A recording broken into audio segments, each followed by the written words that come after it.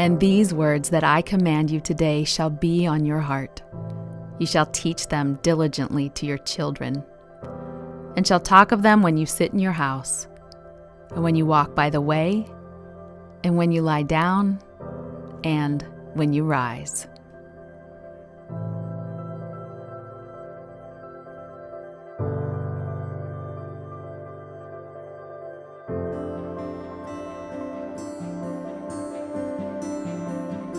The mission of True Girl is to encourage and equip you to raise a daughter of truth.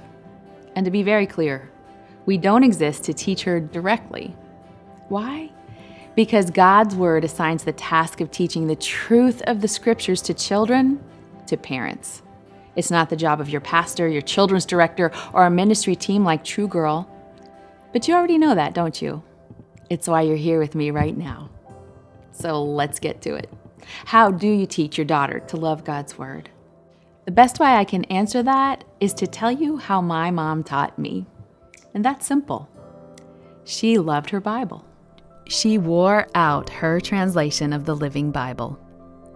To this day, my passion for God's Word is nurtured when I get to see her diving into truth.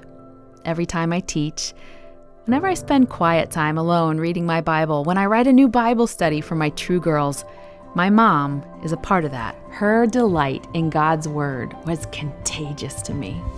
I guess some things really are better caught than taught. Do you love God's Word?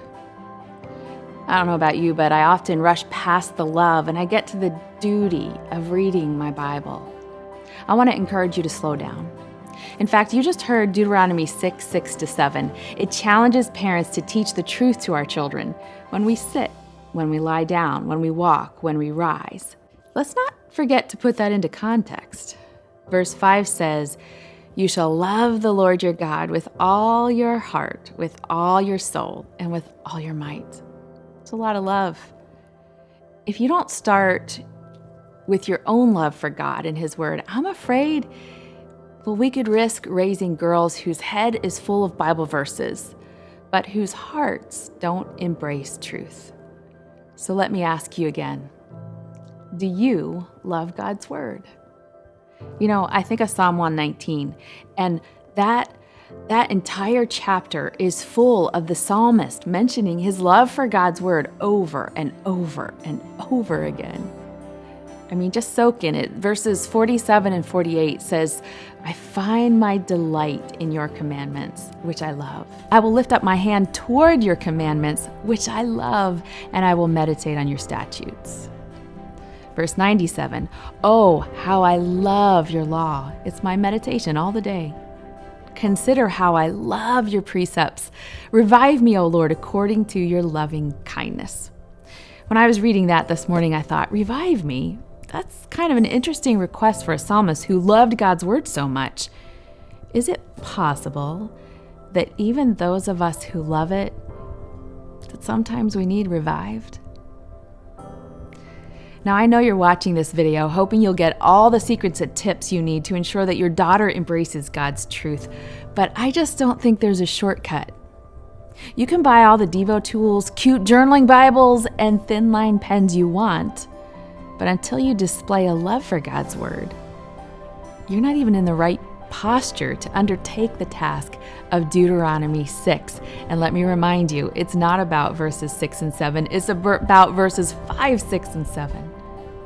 Let me coach you up, Mom. I'm inviting you to push reset on your own patterns and preferences for digging into God's Word this month.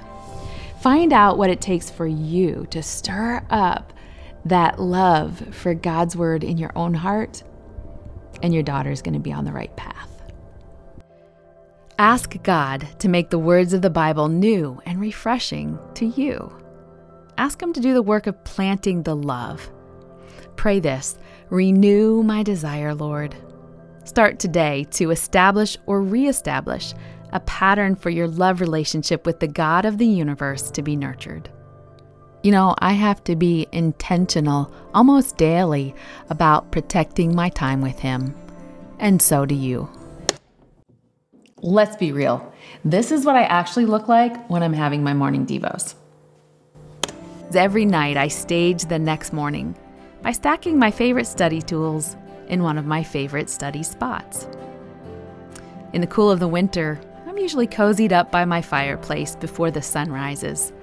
I've learned to embrace the quiet and the intimacy of the darker season. When the weather's nicer, I love being outside, watching the birds feast at my feeders and my goats play in the distance. These are not distractions. I've learned that they invite me to enjoy God. Of course, sometimes my home is full of adult children and grandbabies, and I often face the same challenges you do when searching for a quiet spot. That's when I tell everyone in the house how much my relationship with the Lord means to me. But I don't use words. I simply head out for a prayer walk with my best friend Moose. And studying looks more like opening up my favorite podcast and just letting someone else download truth into me while I enjoy God's creation. The point is not to read God's word, it's to love it. When you do, she will too.